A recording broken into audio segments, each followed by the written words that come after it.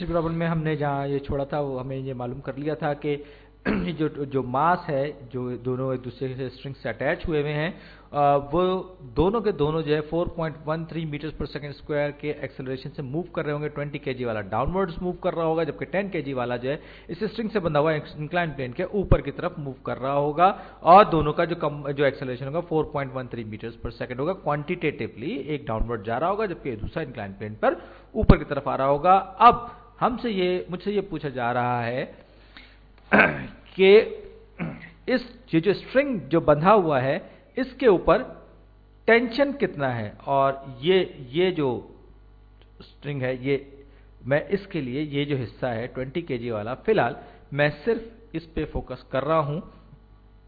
ये वायर से लटका हुआ है और इसका जो डाउनवर्ड फोर्स है, जो कि जाहिर बात है इसका वेट है, वो नीचे की तरफ एक्ट कर रहा है, और इसका एक्सेलरेशन जो है 4.13 मीटर पर सेकेंड डाउनवर्ड है, पर सेकेंड स्क्वायर्ड डाउनवर्ड है। और अगर ये आज़ाद होता तो बिल्कुल आसानी से गिर जाता, लेकिन साथ ही साथ क्या हो रहा है कि इसके ऊपर स्ट्रिंग की वजह से एक अपवर्ड फोर्स भी एक्ट कर रही है, जो कि टेंशन क्रिएट कर रही है। आप इस प्रॉब्लम को बहुत ज़्यादा संजीदगी से या बहुत मुश्किल ना लीजिएगा, क्योंकि ये बहुत आसान सा है और थोड़ा सा ट्रिकी प्रॉब्लम है। तो अब क्या है कि ये जो बॉडी है ये नीचे की तरफ मूव कर रही है, एक्ट कर रही है, और ये जो अभी जो सारी कार्रवाई मैंने की है, फिलहाल इसको एक लम्हे के लिए एक तरफ रखिए, सिर्फ रिजल्ट पर नजर रखिए।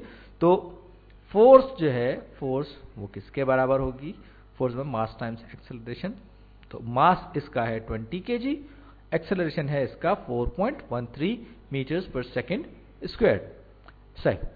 तो अब मैं इसको वर्कआउट कर लूँ। 20 इंटू 4.13 इज इक्वल टू 82.6, ये हो जाएगा 83.8, इसको मैं 83 न्यूटन से लेता हूँ, 82.6 को फिगर राउंड ऑफ करके, तो ये 83 न्यूटन का होगा, यानी कि ये वो फोर्स है जो कि ये डाउनवर्ड है। और टेंशन जो है इस वायर में, जो टेंशन है या स्ट्रिंग में जो टेंशन है वो है T, जबकि जो नेट फोर्स यहां पर जो इस हिस्से पर एक्ट कर रही है वो है टेंशन प्लस बॉडी का weight is equal to the force of 83, यानी कि वो फोर्स जो कि इस स्ट्रिंग पर एक्ट कर रही है। सही।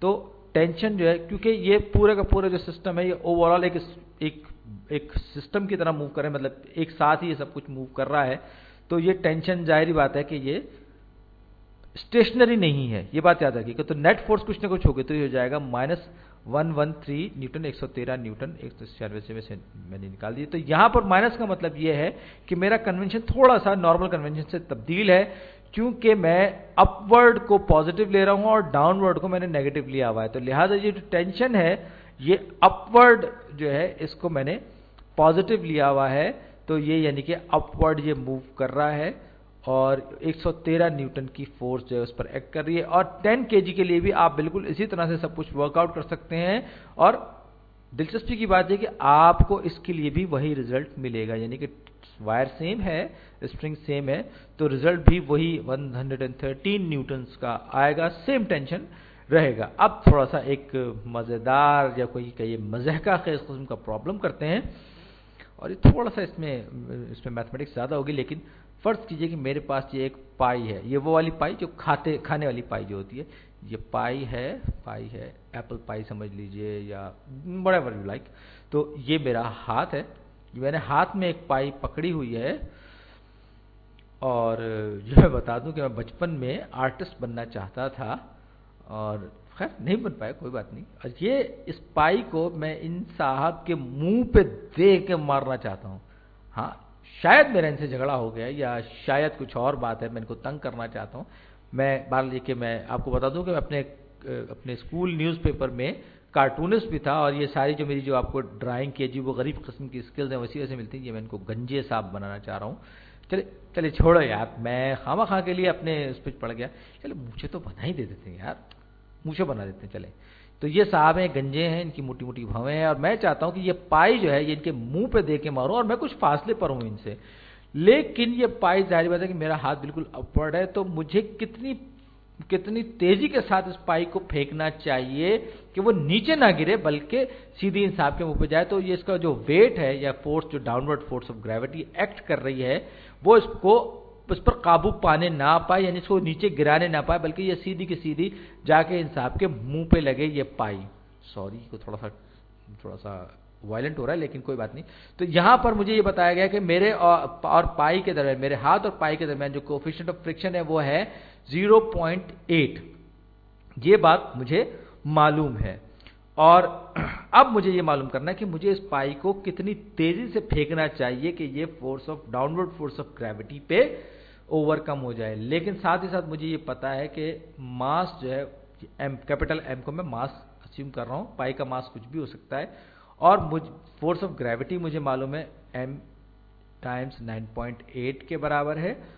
और क्योंकि ये 9.8 मीटर पर सेकेंड स्क्वायर के एक्सेलरेशन से ये डाउनवर्ड को कशिश करने की कोशिश करेगी, तो अब मुझे इस पर नेट फोर्स मालूम करनी है, जो कि कितनी होनी चाहिए है, नहीं कितनी होनी चाहिए कि ये फ्रिक्शन पे ओवरकम भी हो जाए और इसको ये जो पाई है उसे भी गिरने ना दे। तो अब मैं सबसे पहले वर्कआउट करूंगा force of friction. Force of friction जो है ये ग्रेटर देन होनी चाहिए इसके डाउनवर्ड फोर्स ऑफ ग्रेविटी से। ये लाजमी सी बात है कि जो फोर्स ऑफ फ्रिक्शन है, ओह सॉरी, मैं इनइक्वालिटीज को छोड़ देता हूं। तो फोर्स ऑफ फ्रिक्शन जो है वो भी 9.8 m के बराबर, कम से कम इसके बराबर होनी चाहिए। लेकिन यहां पर जो मुझे दिया गया है वो फोर्स कोएफिशिएंट ऑफ फ्रिक्शन दिया गया है, उसकी मौजूदगी में मुझे कितनी फोर्स अप्लाई करनी पड़ेगी, जो कि यहां पर नॉर्मल फोर्स होगी, क्योंकि ये मेरे हाथ के बिल्कुल परपेंडिकुलर है और टूवर्ड्स द मोशन है। तो ये नॉर्मल फोर्स होगी, ये Fn होगी। तो फोर्स ऑफ फ्रिक्शन आपको पता है कि coefficient of friction times natural force.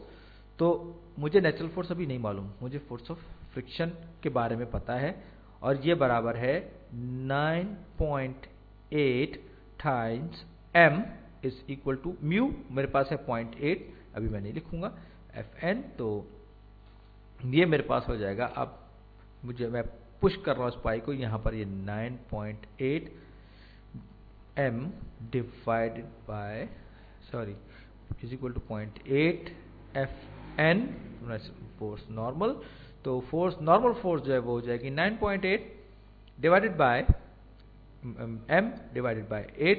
अब मैं 9.8 को 0.8 से डिवाइड करूंगा, तो 9.8 divided by 8 is equal to 12.25, यानी कि Fn यानी कि नॉर्मल फोर्स जो होगी वो होगी 12.25 टाइम्स m, यानी कि मास के मुकाबले में 12.25 टाइम्स ज्यादा, यानी कि पाई का जितना भी मास होगा उसके मुकाबले में ये जो फोर्स होगी जो नॉर्मल फोर्स होगी वो इसके बराबर होगी। तो अब 12. ये दोनों की दोनों फोर्सेस आपस में बराबर होनी चाहिए। तो फोर्स जो होती है वो क्या होती है, फोर्स होती है मास टाइम्स एक्सेलरेशन। और अब एक्सेलरेशन जो है मुझे जो अप्लाई करना है यहाँ पर वो है कितना, ये मैंने दोनों साइड से m कैंसिल हो गया, तो ये एक्सेलरेशन हो गया 12.25 मीटर्स पर सेकेंड स्क्वायर्ड, यानी मुझे कम से कम 12.25 मीटर्स पर सेकेंड स्क्वायर से इस पाई को फेंकना है इन साहब के तरफ, ताकि ये नीचे गिरे नहीं।